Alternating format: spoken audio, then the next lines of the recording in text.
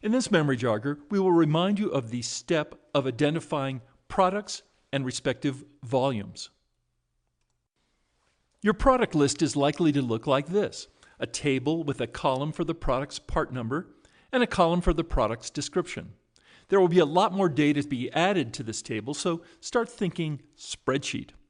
You'll be building a spreadsheet with the data necessary to calculate the number of resources for your line design. You just took the first steps. Gathering this data may be as simple as identifying who owns the data: marketing, sales, engineering, and just asking for a product list. From there, the level of complexity will only go up. There may be products that do not yet exist, new products that replace old ones, and many other scenarios that will require you to work with the owners of this data to reach the end goal of a table of all the products to be built on this line. While you are working with the product data owners, ask them about volume expectations. For every product on this list, what is the expectation of capacity? How big should the line be? This is one data set you have to consider, but not the last word. The next part of your research is to ask for sales history for all the products on your line. If there's no specific data on one of your products, ask for data on a similar one to use as your baseline. Start by looking at the data, and doing it graphically is always recommended.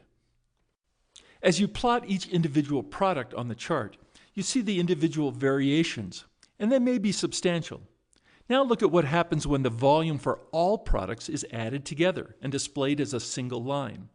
There's still some variation, but the peaks and valleys have been smoothed out by the additive effect of the different products. This is one of the main reasons to mix models. This is not, however, a simple formula. Mix models and all will work itself out. Absolutely not. There are many conditions that must be met to enable a line to function properly while building a mix of different products. We'll study them all in future lessons.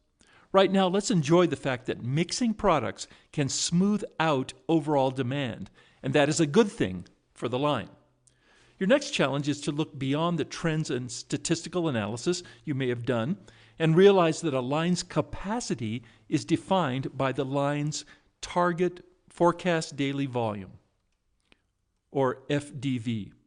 When plotted on this chart, forecast daily volume looks like this: a flat line across the planning horizon. That one number is made up of single forecast daily volume values for each product on your product list. You may not get the FDV data as a daily number from the data owners. You'll have to convert the numbers you start from into daily values to use them for the upcoming line design calculations. We said a few minutes ago that you're designing the line for the future, and as a line designer, you should ask, which future? Actually, a better question is, how far into the future? Well, this is up to the products, the market conditions, your good judgment, and your management team decision. So let's illustrate with two different product types. What are you designing your line to build? Combines? Is this a new breakthrough combine, or one that has been built for the last 15 years in its current version? If you're looking at breakthrough products, you may want to keep your design horizon short, maybe 3 to 5 years. If this is a well-established product for which no major changes are expected, it might make more sense to consider a 7 to 10-year line. The more changes to the line's business environment, the shorter the line design horizon. An extreme case of a short time horizon is an electronics company building the latest something that may be obsolete in just a few months. You will do all the necessary research and analysis. You'll put in lots of hours gathering the best information available, and when you have it all together, you must work with your management team to help them make the best decision.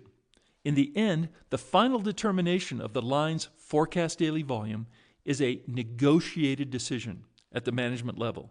You as a line designer must provide all the best available data and analysis so that your management team can make the best informed decision. FDV is an assumption of mix and volume, which you will use to determine the right number of resources to support customer demand. It would be very rare to build exactly the forecast daily volume mix on any given day once the line is up and running. This concludes this memory jogger on the topic of products and volumes.